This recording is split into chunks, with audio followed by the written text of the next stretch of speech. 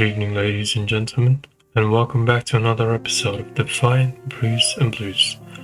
I'm your host, the Multiversal Scribe, the Celestial Conduit, bringing you with the latest upkeeps with some of our favorite gods and deities. Tonight, our guest Prometheus will talk about his defiance against Zeus and his intent for mortals on Earth. How are you doing tonight, Prometheus? Thank you for having me here, though as you might imagine, my circumstances could be better. Yet despite being bound and chained, I find a small comfort in sharing my tale. You know, Prometheus, looking back at how far mortals have come, it's truly remarkable. They've really taken the gifts you've given them and make a name for themselves, haven't they? I mean, from gathering in caves to crafting cozy homes that keep them warm in the winter. They've come a long way. And don't even get me started on the use of numbers and science. It's like they've unlocked the secrets of the universe. Tell us how you feel, Prometheus. Are you impressed by how mortals have adapted and thrived with the knowledge you've given them? Ah, yes indeed. It warms my heart to hear the progress that humanity has made with my gifts.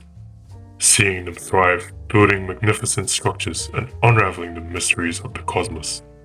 It fills me with a sense of pride and fulfillment.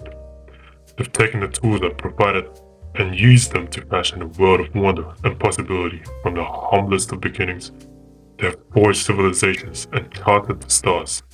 I take solace in knowing that my legacy lives on through them. They are the true heirs to my vision, the torchbearers of a brighter tomorrow. I see. Now tell me, whilst you gave humans such wondrous feat of science, language, and culture, were you not afraid at all of Zeus retaliating against you? I mean, we all know that you didn't really have a good relationship with him to begin with. Ah well, here is a curious thing, my dear host. While it is true that Zeus and I have had our differences, I could not let his wrath deter me from my mission. My actions were driven by a deep-seated belief in the inherent worth of humanity, a conviction that transcended any fear of divine retribution. I was aware of the risk involved in defying Zeus, but the plights of humanity weighed heavily on my soul, and I could not stand idly by while they languished in ignorance and suffering.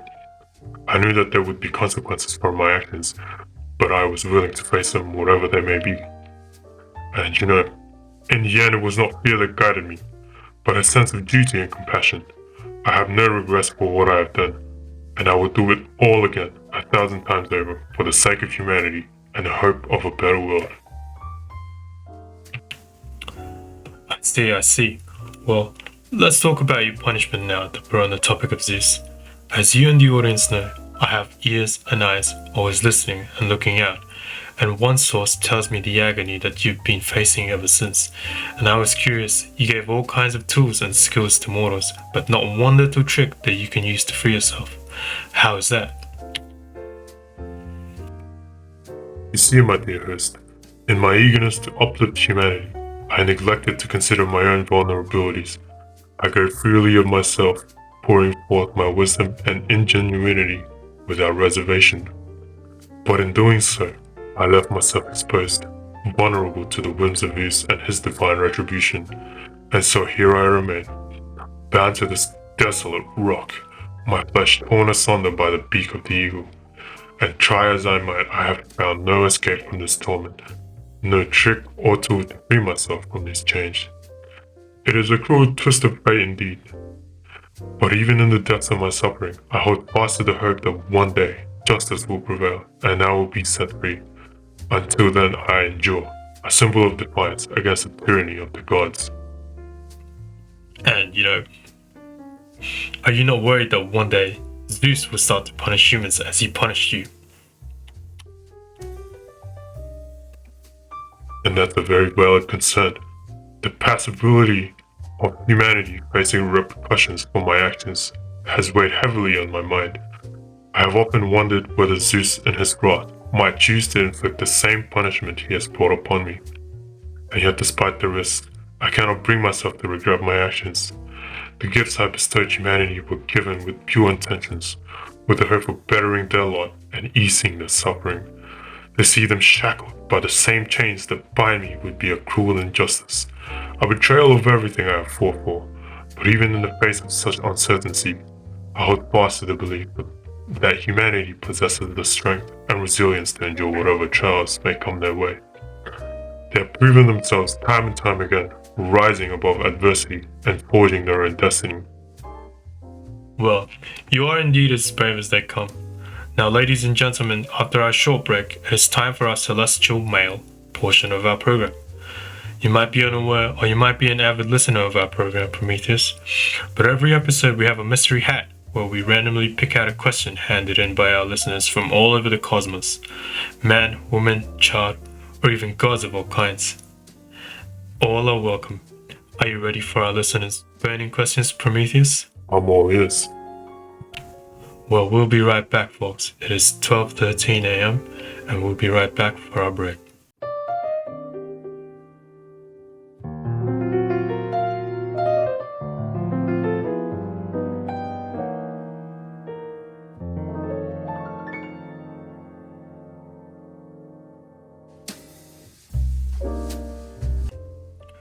Let's hear from our celestial mailer tonight, a mortal human, student at a university, John. Hey all, sorry about the noise. I'm tuning in from the university food court, and unfortunately the podcast is televised here in an afternoon, and not on an evening, due to time differences. Anyways, Prometheus, your graciousness, whilst I am really thankful for the talents and skills that you've given us humans. Heck, I just went traveling on a large ship's, or sailor's wagon as you called it. I can't help thinking, do you think it was a good idea to be giving us all these skills, talents and sciences? I mean, well, look at us. We're always at war with each other all the time.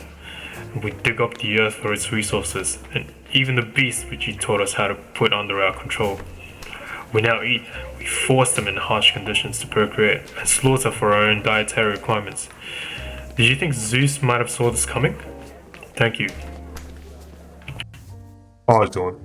You bring forth a thought-provoking question, one that cuts to the heart of the complexities of human nature and the consequences of my action.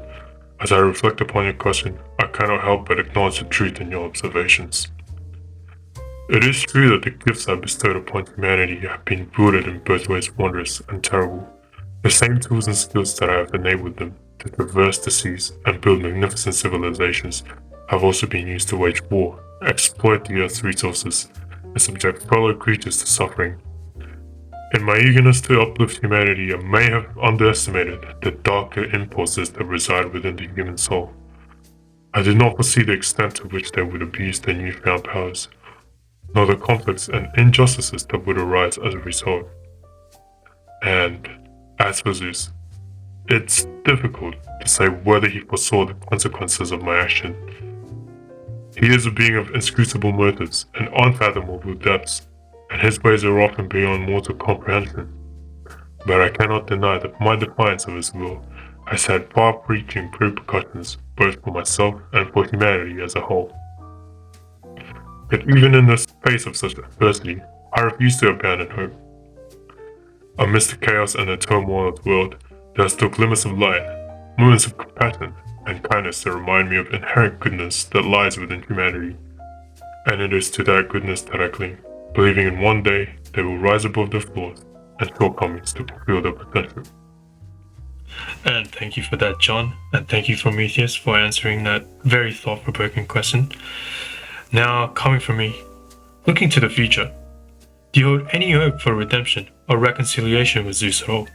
Or do you see yourself continuing to defy his authority indefinitely? To be honest with you, my dear host, I find myself torn between hope and defiance. On one hand, there is a part of me that longs for redemption, for reconciliation with Zeus, and an end to this endless torment. I hold up hope that one day he will see the error of his ways, that he will recognize the injustices he has brought upon me and grant me mercy of release. But, on the other hand, there is a stubborn defiance within me, a refusal to bow before the whims of a tyrant. I've enjoyed way too much, suffered too greatly to simply surrender to Zeus' authority. I'll continue to defy him, resist his tyranny for as long as it takes, no matter the cost. So to answer your question, my dear host, I don't foresee a swift resolution to my conflict with Zeus. The rift between us runs deep, and it may take an eternity to bridge, but I remain steadfast in my determination to fight, stand tall in the face of adversity, until the end of the day. Well, I hope whatever future may bring will finally breathe, Prometheus. It's clear that your struggle against Zeus's tyranny is a testament to your unwavering spirit.